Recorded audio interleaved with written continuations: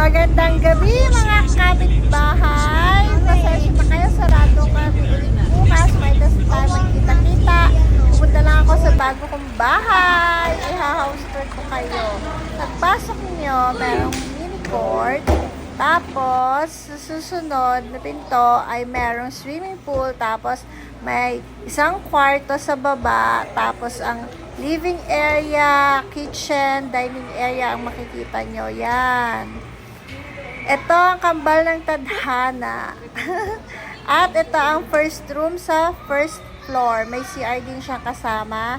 Ito ang ating living area na may mahabang sopa, tapos ang dining, ang kitchen. Yan. Miss Jam yun. Tapos may dirty kitchen. Yan. Tapos iaakit tayo sa taas. I-room tour ko naman kayo.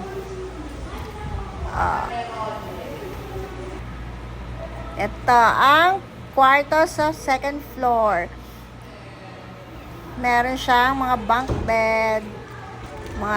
Ito ang pangalawang kwarto, ang playroom. May billiards table. Diba? Tapos makikita natin sa baba ang swimming pool na pang matanda at pang bata. Tapos ito ang second kwarto sa second floor. May mga bunk bed din. May pull-ups. Tapos ito ang pangatlong kwarto. Ganun din katulad sa mga nakaraang mga kwarto sa kabila. May CR din siyang kanya. O diba?